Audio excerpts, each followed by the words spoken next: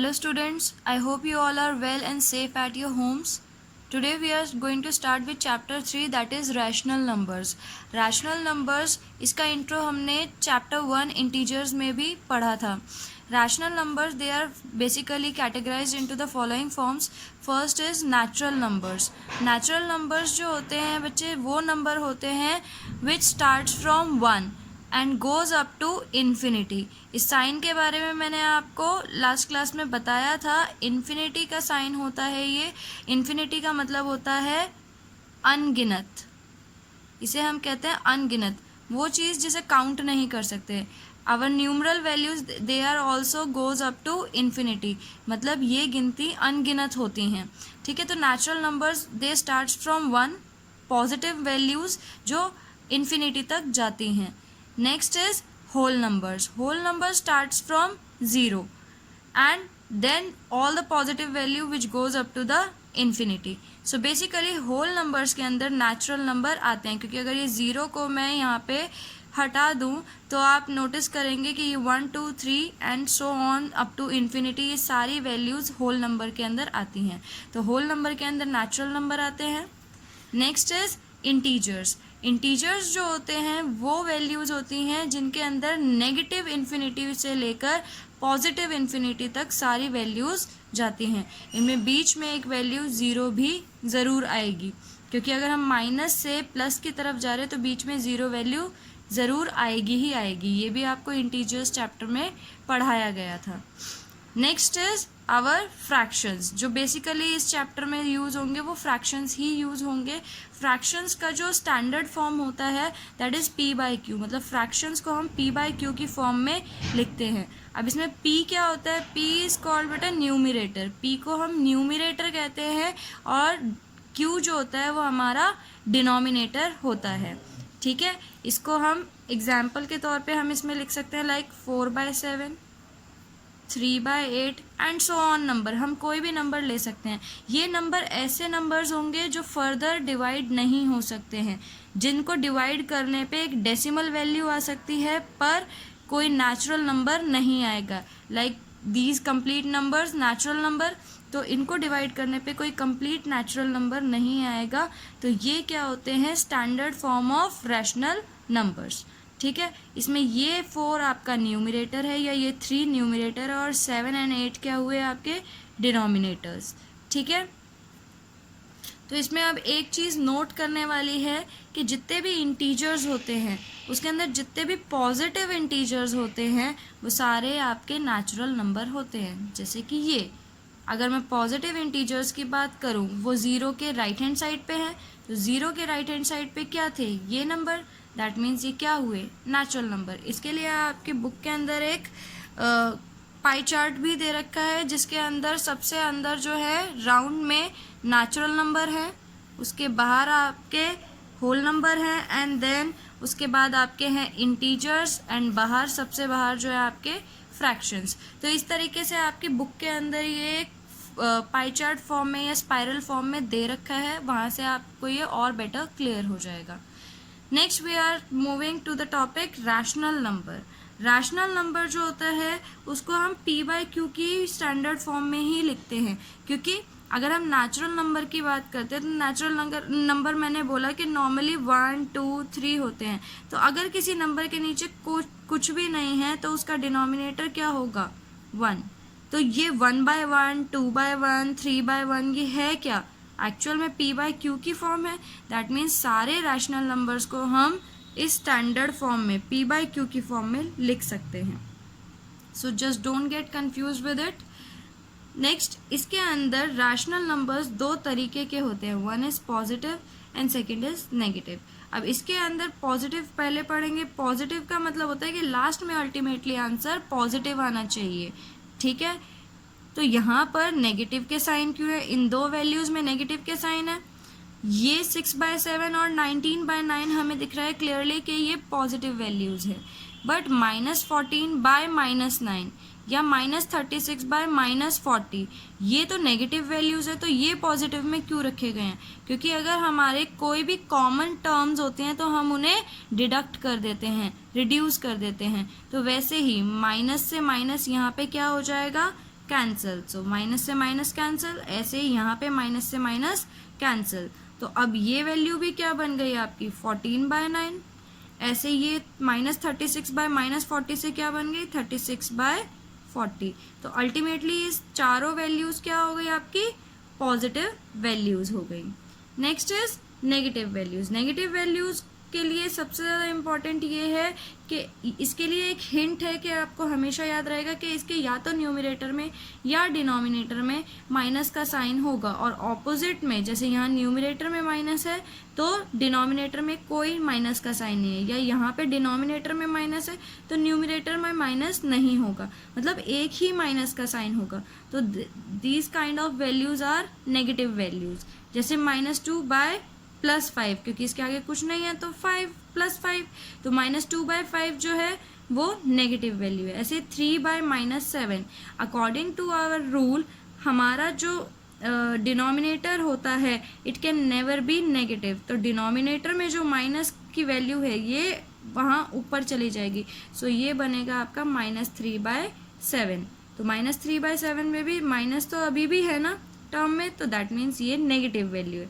ऐसे ही -6/11 एक negative value है, दैट मीन्स कि ये कैंसिल तो नहीं होगी, so it will be the negative value.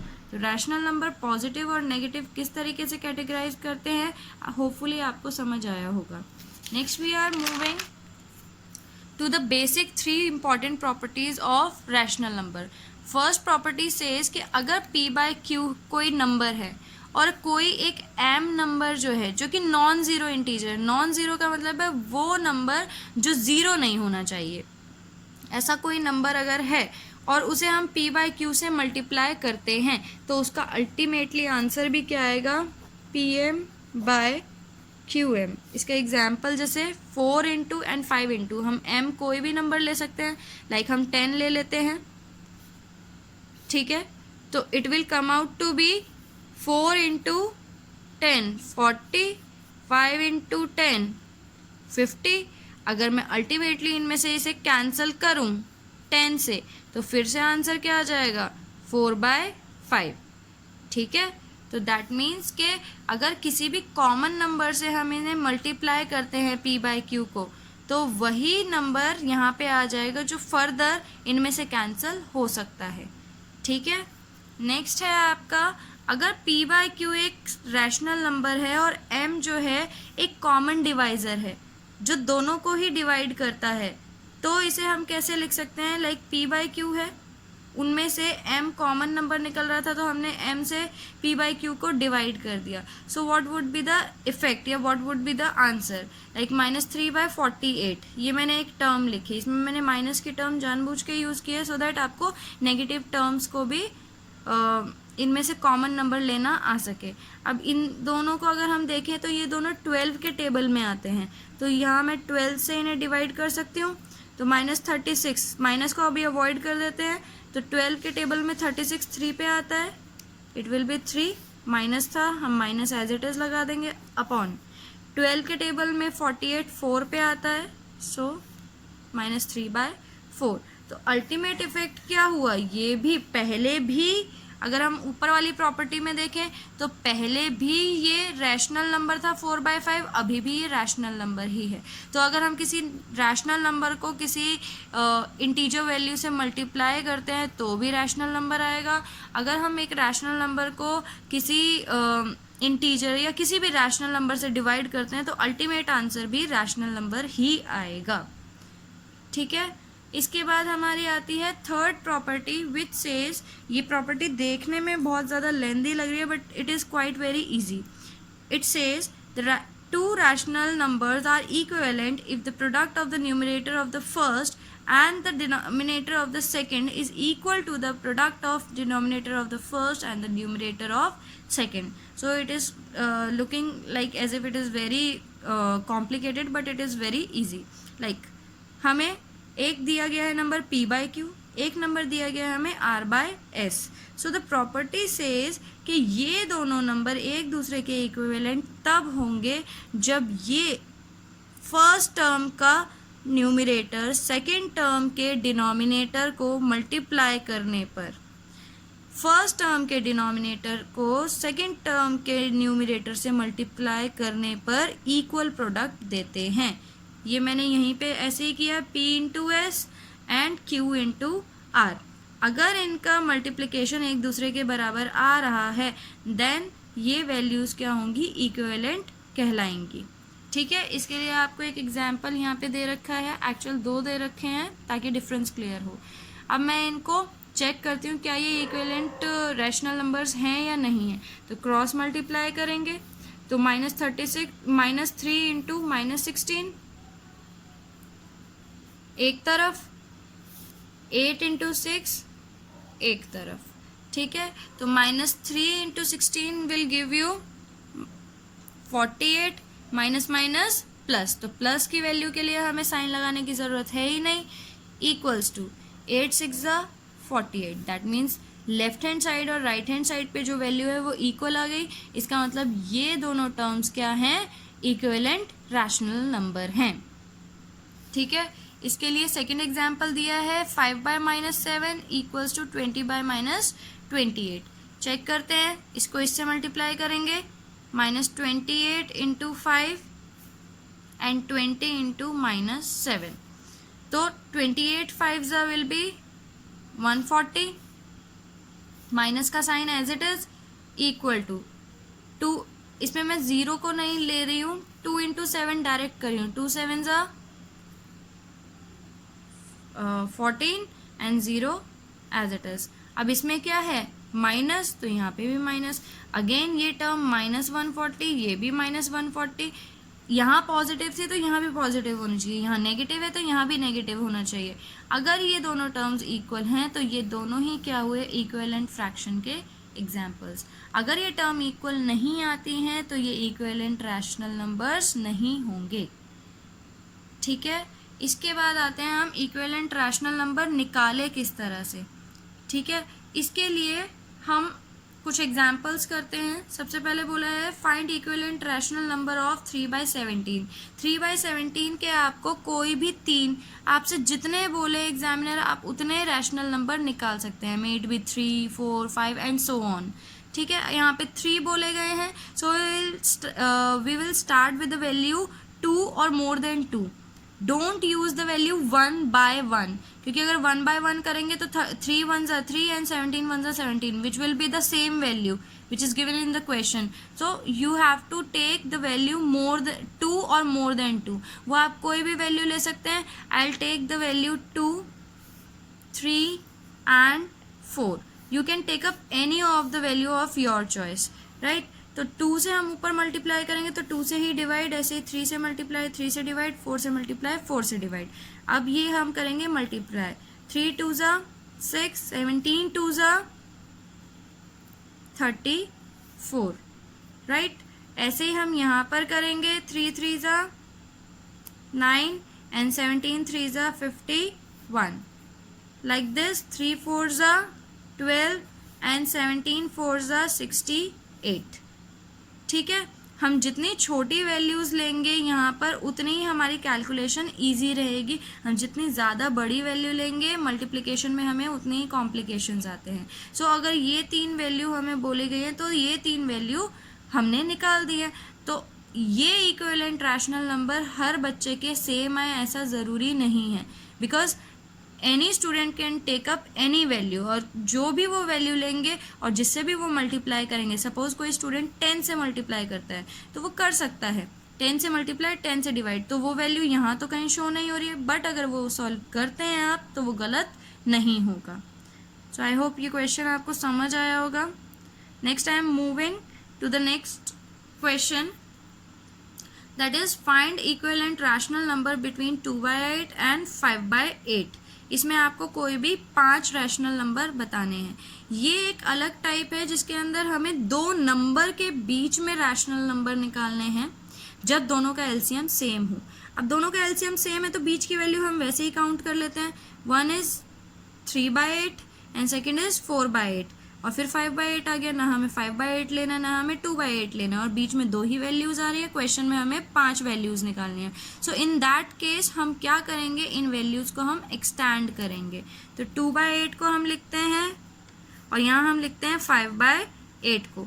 2/8 जो है इसको हम ब्रॉडन करने के लिए 10 से मल्टीप्लाई 10 से डिवाइड, ऐसे 5 को 10 से मल्टीप्लाई 10 से डिवाइड। ऑलवेज रिमेंबर कि आपके एलसीएम सेम होने चाहिए। दोनों ही केसेस में 8 इंटू 10 80 आएगा, यहाँ पे भी 8 इंटू 10 80 आएगा।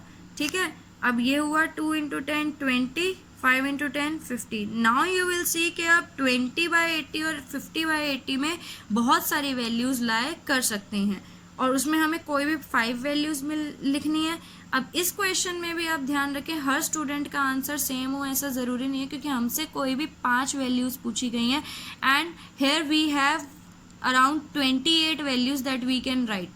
ठीक है, तो हर बच्चे की अलग वैल्यू हो सकती है। लाइक मैं इसमें वैल्यू लेती हूँ 21/80, 22/80, you can take 30/80, you can also take 35/80, you can also take 40/80, any value which starts from 21/80 to up to 49/80, you can take up any value, right?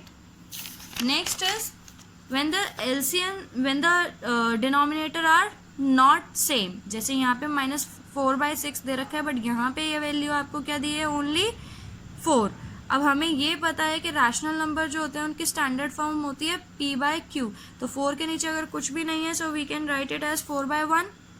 ठीक है, तो अब हम एलसीएम सेम करेंगे, -4/6 इसको हम एज इट इज रखेंगे, और इसको हम क्या करेंगे 4/1। It is not a compulsion कि हम दोनों वैल्यूज़ को जो है क्रॉस मल्टीप्लाई करें, ज़रूरी नहीं है। ये हमारा ऑलरेडी 6 दे रखा है, मैं इस वाले डिनोमिनेटर को इस 6 के बराबर करने के लिए 6 से मल्टीप्लाई और 6 से डिवाइड कर लेंगे, 6 से मल्टीप्लाई 6 से divide, so it will B 24/6।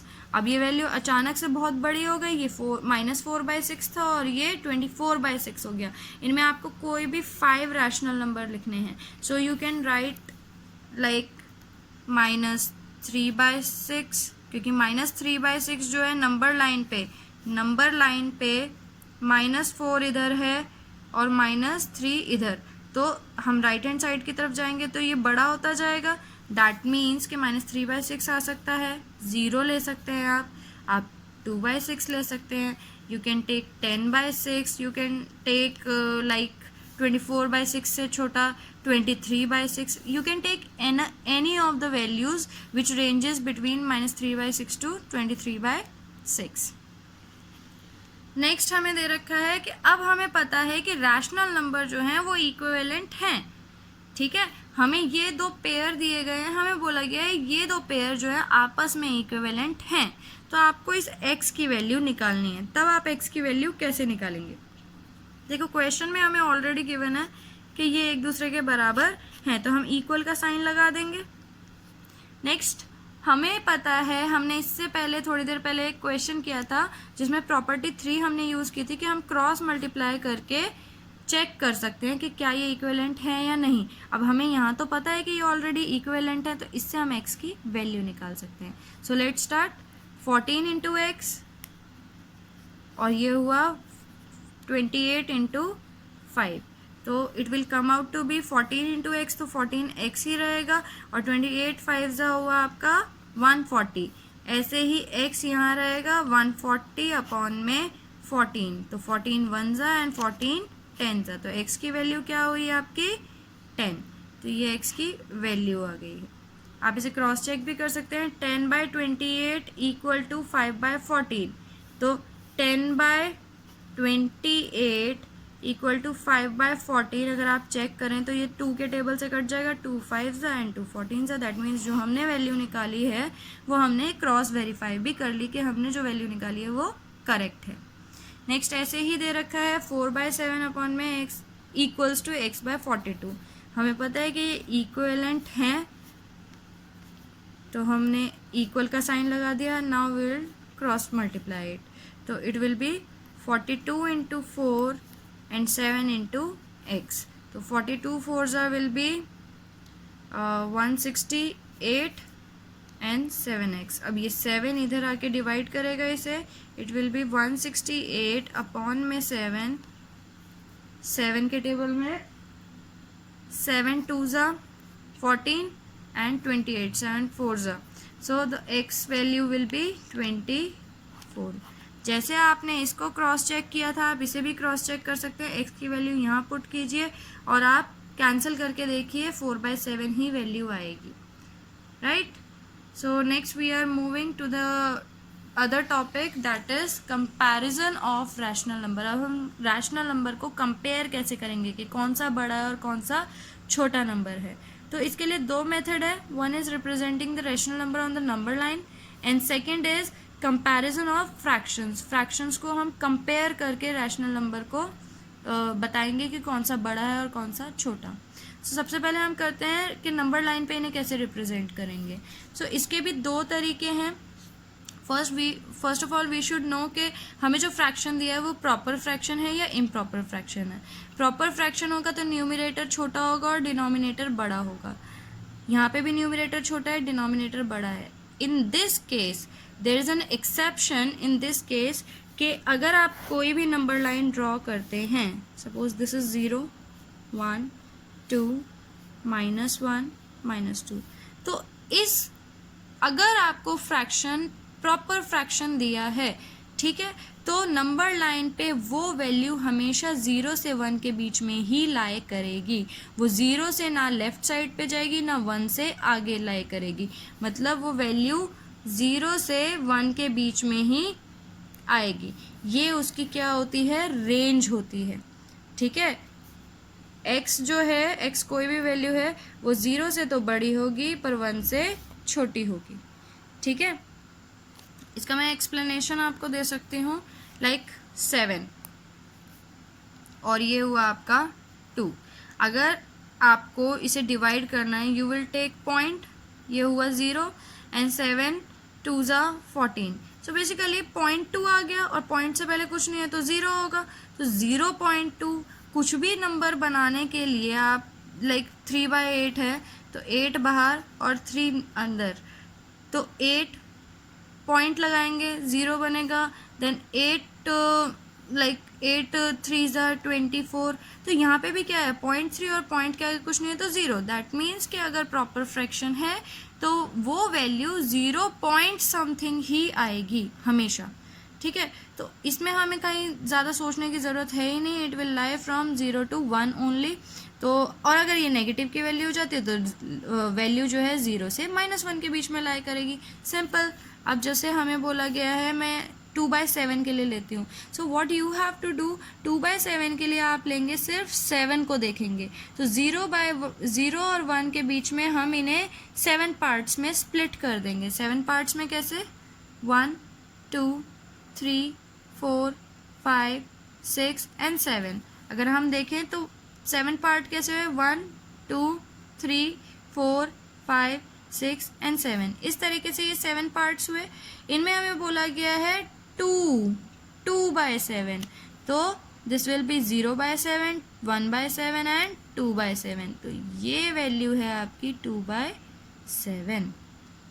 ठीक है, ऐसे ही अगर मैं बोलूँ -3/8, so you have to see 8 first. तो हम क्या करेंगे, क्योंकि ये माइनस की वैल्यू तो 0 से -1 के बीच में लाई करेगी. हम 0 से स्टार्ट करते हैं और 8 पार्ट में से स्प्लिट करते हैं. 1 2 3 4 5 6 7 एंड 8 हो गए 8 पार्ट. उनमें बोला गया है हमें -3. सो 0/8, उसके बाद -1/8 -2/8 and -3/8. So this will be the -3/8 value, right. तो ये तो होता है प्रॉपर फ्रैक्शन जिसके अंदर हमें पता है कि 0 से 1 या 0 से -1 के बीच में ही वैल्यू लाई करेगी. नेक्स्ट होता है हमारा इम्प्रॉपर फ्रैक्शन. अगर हमें इम्प्रॉपर फ्रैक्शन दिया है तो हम नंबर लाइन पे इन्हें कैसे रिप्रेजेंट करेंगे. फर्स्ट ऑफ ऑल आप इन्हें क्या करेंगे, मिक्स नंबर में कन्वर्ट करेंगे. लाइक 40/7 है तो 40/7 को हम लिख सकते हैं 5/7, क्योंकि 5 7 ज़ा 35 एंड 35 + 5 40. तो 35 5/7 हो गया. ऐसे ही 13/3 को हम लिख सकते हैं 4 3 ज़ा 12 एंड 12 + 1 13. सो 13/3. अब इन्हें नंबर लाइन पे कैसे रिप्रेजेंट करेंगे, इसके लिए सीधा होता है, इसको हम माइनस का ले लेते हैं, इसको प्लस का रख लेते हैं, ठीक है। तो इसके लिए 5/7 जो नंबर आपको यहाँ नज़र आ रहा है वहाँ हम वो वैल्यू एक्चुअल में हमारी नंबर लाइन पे रिप्रेजेंट होनी है। तो यहाँ पे मैं नेगेटिव वैल्यूज़ को ज़्यादा नहीं ले रही हूँ, यहाँ -1 ले लिया एक, यहाँ पे 0 1 2 3 4 5 6, ठीक है। उससे आगे की वैल्यूज़ मैं नहीं ले रही हूँ क्योंकि हमें वैल्यू बोली है 5/7।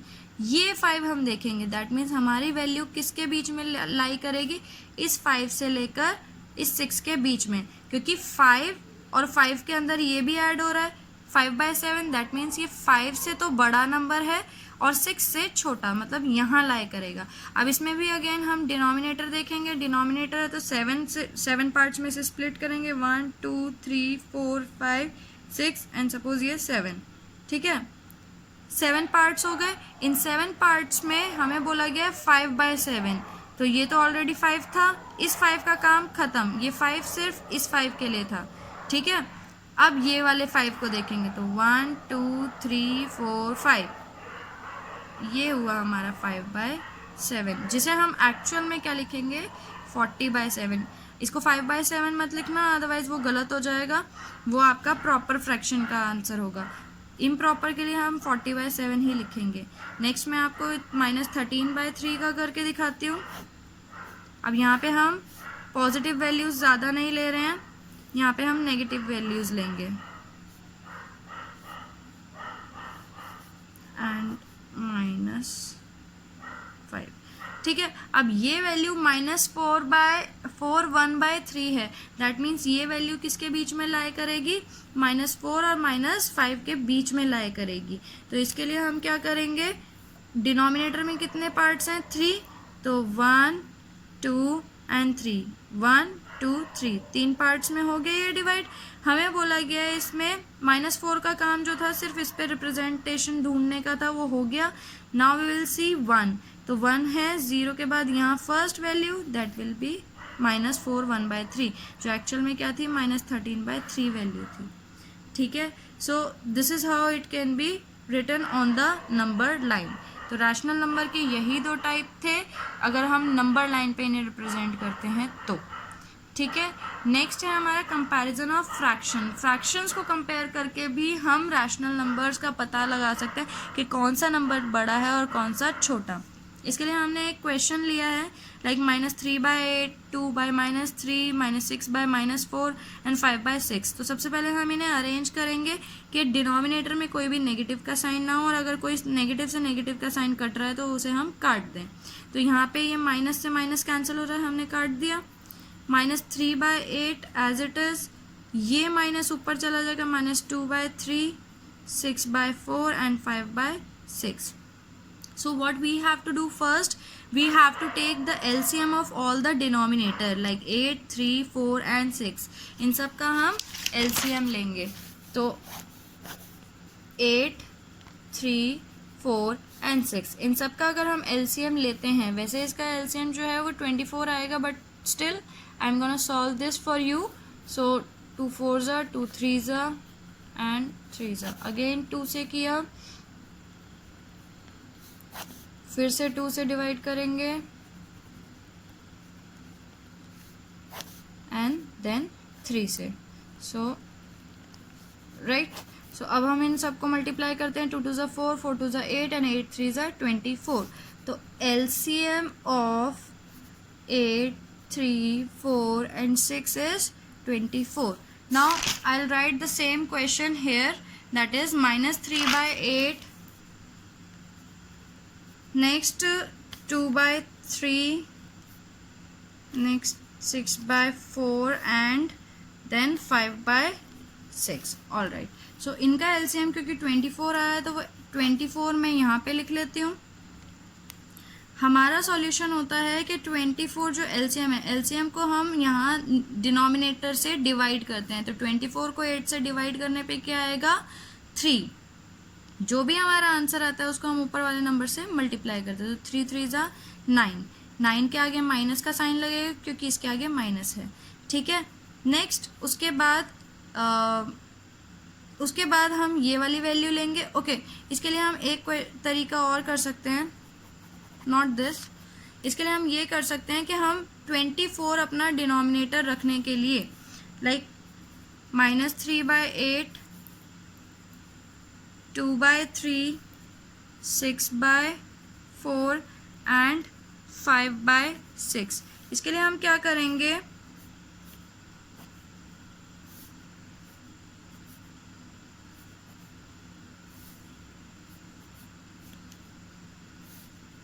ओके सो इसके लिए what we have to do, हम इन वैल्यूज़ को ऐसे किसी नंबर से मल्टीप्लाई करेंगे कि इस नंबर को ऐसे किसी नंबर से मल्टीप्लाई करेंगे कि यहाँ डिनोमिनेटर 24 ही बना रहे, क्योंकि ये हमारा एलसीएम है।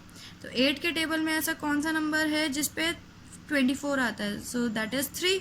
तो 8 3 = 24, तो 3 से यहाँ पे किया तो 3 से ही ऊपर करेंगे, तो -3 × 3 दैट विल बी -9। यही वैल्यू यहाँ पे कर रही थी, but that was not the correct method. यहाँ पे हम इससे सॉल्व करेंगे इसे।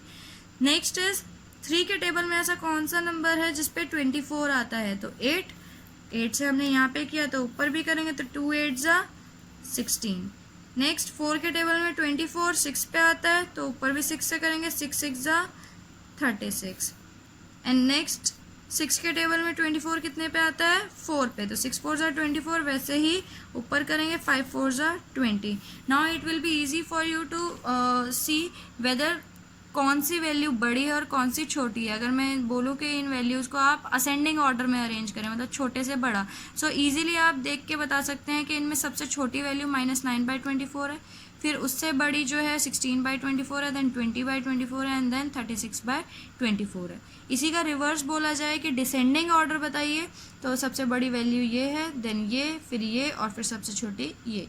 तो आपको कंपैरिजन ऑफ फ्रैक्शंस जो होता है वो आप इक्विवेलेंट तरीके से कर सकते हैं, अदरवाइज आप इसे नंबर लाइन पे भी ड्रॉ कर सकते हैं। सो होपफुली आप लोगों को आज का सेशन समझ आया होगा। Okay, thank you.